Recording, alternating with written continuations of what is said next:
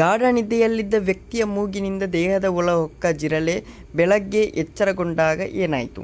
ಎಲ್ಲರಿಗೂ ಟೊಪ್ಪಿ Kannada TV YouTube ಚಾನಲ್ಗೆ ಸುಸ್ವಾಗತ ಅಂತ ಹೇಳ್ತೀವಿ. ಶುರು ಮಾಡೋದಕ್ಕಿಂತ ಮೊದಲು ಯಾರೆಲ್ಲ ನನ್ನ ಯೂಟ್ಯೂಬ್ ಚಾನಲ್ ಮೊದಲು ನೋಡ್ತಿದ್ರು ಅವರೆಲ್ಲ ಸಬ್ಸ್ಕ್ರೈಬ್ ಮಾಡಿಕೊಳ್ಳಿ, ಮತ್ತೆಲ್ಲ ಪಕ್ಕದಲ್ಲಿರೋ ಬೆಲ್ ಐಕಾನ್ ಪ್ರೆಸ್ ಮಾಡಿ. ಮಲಗುವ ಕೋಣೆ ಶುಚಿತ್ವ ಅತ್ಯಂತ ಮುಖ್ಯ. ಇಲ್ಲಿ ಜಿರಳೆ ಕೀಟಗಳು ಇರಬಾರದು, ಇದು ಅಪಾಯಕ್ಕೆ ಆಹ್ವಾನ ನೀಡಿದಂತೆ. ಹೀಗೆ ವ್ಯಕ್ತಿಯೊಬ್ಬ ಗಾಢ ನಿದ್ದೆಗೆ ಜಾರಿದ್ದಾನೆ. ಹೀಗೆ ನಿದ್ದೆ ವೇಳೆ ಈತನ ಮೂಗಿನಿಂದ ಜಿರಳೆಯೊಂದು ದೇಹದ ಒಳ ಹೊಕ್ಕಿದೆ.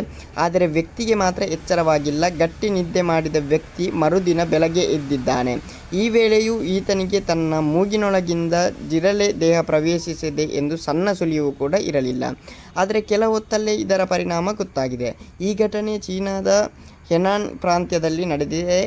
58 ವರ್ಷದ ಹೈಕೋ ಅನ್ನೋ ವ್ಯಕ್ತಿಯ ದೇಹದೊಳಗೆ ಜಿರಳೆ ಪ್ರವೇಶಿಸಿ ಹೈರಾಣವಾಗಿದ್ದಾನೆ. ಬೆಳಗ್ಗೆ ಎದ್ದಾಗ ಹೈಕೋಗೆ ಯಾವುದೇ ರೀತಿಯ ಸಮಸ್ಯೆ ಇರಲಿಲ್ಲ. ಮೊದಲನೇ ದಿನ ಹೆಚ್ಚಾಗಿ ಸಮಸ್ಯೆಗಳಿಲ್ಲದೆ ಸಾಗಿದೆ. ಆದರೆ 2ನೆಯ ದಿನ ಉಸಿರಾಡುವಾಗ ಕೆಟ್ಟ ವಾಸನೆ ಬರಲು ಆರಂಭಿಸಿದೆ. ದೇಹದೊಳಗಿನಿಂದ ಹೊರಬಿಡುವ ಉಸಿರು ದುರ್ವಾಸನೆ ಬೀರುತ್ತಿತ್ತು. ಜಿರಳೆ ಸಮಸ್ಯೆಗೆ ಶಾಶ್ವತ ಮುಕ್ತಿ. ಆದರೂ ಹೈಕೋಗೆ ಕಾರಣ ಏನು ಅಂತ ಅರ್ಥವಾಗಲಿಲ್ಲ. ಈತನ ಬಾಯಿ ಕೂಡ ಇದೇ ರೀತಿ ದುರ್ವಾಸನೆ ಬೀರಲು ಆರಂಭಿಸಿದೆ. ಆದರೆ ಇತರ ಯಾವುದೇ ಸಮಸ್ಯೆಗಳು ಕಾಣಿಸಲಿಲ್ಲ. ಹೀಗಾಗಿ ಹೈಕೋ ಮೌತ್ ವಾಶ್ ಮೂಲಕ ಕೆಲವು ಬಾರಿ ಮುಖ ಹಾಗೂ ಬಾಯಿಗಳನ್ನು ತೊಳೆದಿದ್ದಾನೆ. ಆದರೂ ಸಮಸ್ಯೆಗೆ ಉತ್ತರ ಸಿಗಲಿಲ್ಲ. ಇದರಿಂದ ವೈದ್ಯರ ಬಳಿ ತೆರಳಿ ಭೇಟಿಯಾಗಲು ನಿರ್ಧರಿಸುತ್ತಾನೆ. ಇಷ್ಟಾದರೂ ಆರೋಗ್ಯವಾಗುವ ವಿಶ್ವಾಸದಿಂದ ಕೆಲ ಹೊತ್ತು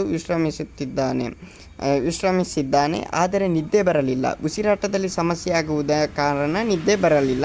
ಹೀಗಾಗಿ ವೈದ್ಯರ ಭೇಟಿ ಬಿಟ್ಟರೆ ಬೇರೆ ಮಾರ್ಗವಿಲ್ಲದೆ ಅನ್ನೋದು ಖಚಿತವಾಗಿದೆ.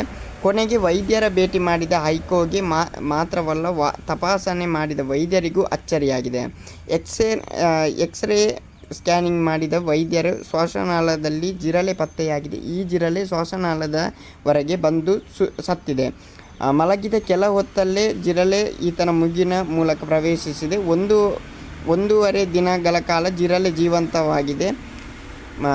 ಬಳಿಕ ಸತ್ತಿದೆ. ಸತ್ತ ಕೆಲ ಹೊತ್ತಿನಿಂದ ಇದು ಕೊಳೆಯಲು ಆರಂಭಿಸಿದೆ. ತೇವಾಂಶದ ಕಾರಣ ಜಿರಳೆ ಬೇಗನೆ ಕೊಳೆಯಲು ಆರಂಭಿಸಿದಂತೆ ಕೆಟ್ಟ ವಾಸನೆ ಬರಲು ಆರಂಭಿಸಿದೆ. ಮೂಗಿನಿಂದ ಕೆಟ್ಟ ವಾಸನೆ ಬರುತ್ತಿದೆ ಎಂದರೆ ನಿರ್ಲಕ್ಷಿಸಬೇಡಿ ಎಂದು ಹೆನಾನ್ ಪ್ರಾಂತ್ಯದ ಆಸ್ಪತ್ರೆ ವೈದ್ಯರು ಹೇಳಿದ್ದಾರೆ. ಓಕೆ ಗೈಸ್, ಮುಂದಿನ ವಿಡಿಯೋದಲ್ಲಿ ಸಿಗೋಣ. ಅಲ್ಲಿ ಲೈಕ್, ಶೇರ್, ಸಬ್ಸ್ಕ್ರೈಬ್ ಮಾಡಿ ಅಂತ ಹೇಳ್ತಾ ಲವ್ ಯು ಸೋ ಮಚ್.